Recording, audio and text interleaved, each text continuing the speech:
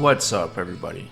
Diablo 4 just launched, and now that I had a couple days with it, I can give you my first impressions and what I feel about this game.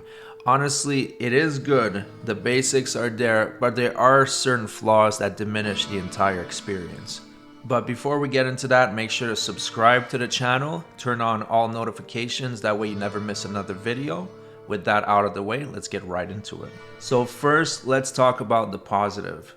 I think the setting and the graphics are really good. It's more of a dark feeling, going back to the roots of Diablo. Diablo 3 was really flashy and colorful, so I'm really happy that they went back to the basics for the atmosphere. The music is very good. The soundtrack brings a lot of tension, whether you're into town, caves, or just wandering around, so I have nothing to complain about when it comes to the graphics or the music.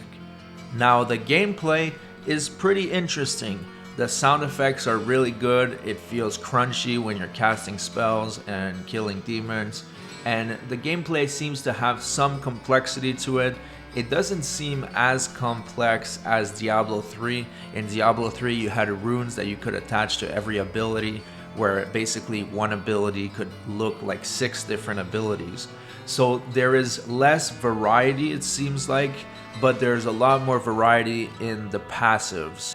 In your skill tree, you will have a lot of abilities. Most of the damaging abilities go up to level 5, and then there are several passives you can unlock. If you compare it to Diablo 3, Diablo 3 had just a certain amount of passives that you could unlock, and you could only have 3 active at one time. So in this case, Diablo 4 will have more variety.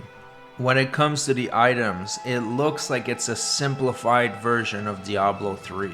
So you don't have any sets anymore. Unfortunately, they did not bring back rune words from Diablo 2. That would have been amazing. But also keep in mind that Diablo 2 did not have rune words at the beginning. That was added with the expansion.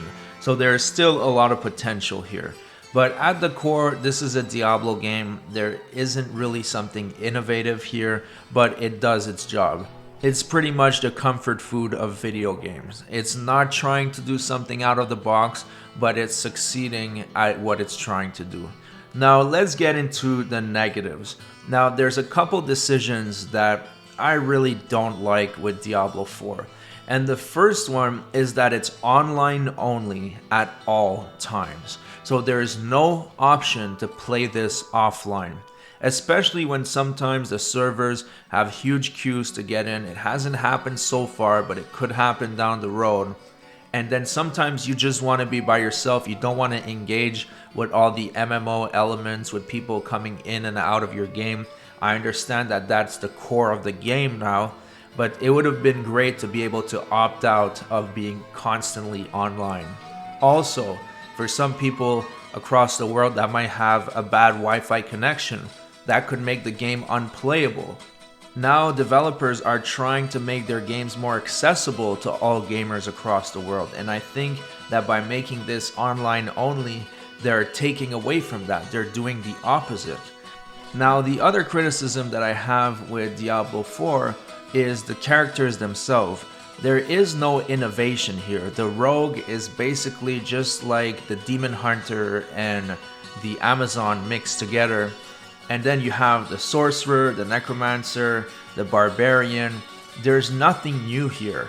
When you first played Diablo 3, there was the witch hunter that was completely different. I mean, this guy was very different than anything we've seen before. So the fact that they went with 5 just basic characters that we've seen before, they're either in Diablo 2 or in Diablo 3. I understand that the barbarian wasn't going to go anywhere, and that's perfectly fine, but a little bit of innovation would have been nice here.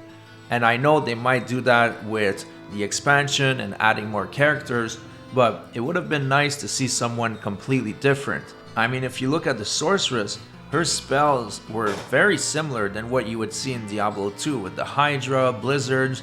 I found that the wizard in Diablo 3 had a unique flair to him. You know, he had all these arcane spells with this bubble that slows time turned into an archon. He was very different compared to the sorceress from Diablo 2.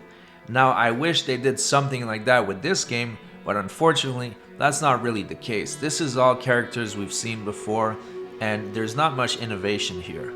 So hopefully that changes with the expansion, but there has been rumors that the new character would be the Paladin. So this just goes back to my main criticism with the game, is that they played it very safe. There are some new systems that seem interesting with the status effects like overpowered, vulnerable. That seems pretty interesting, but I don't know if there's enough depth in this game to keep people hooked for decades. But in general, I am enjoying it. It is a good Diablo game. There is no doubt about that. The microtransactions aren't too invasive, so that's also a good thing. We'll see how it all pans out. Let me know what you think about this in the comment section. How are you enjoying Diablo 4 so far? Are you one of the people that are doing the race to be one of the first 1000 hardcore player to reach level 100? I will be skipping out on that opportunity because I don't play hardcore. I think it's way too risky and I don't want to lose hours of my life, but that's just me. Thanks so much for watching, everybody. Please like and subscribe. It really helps the channel, and I'll see you guys on the next video.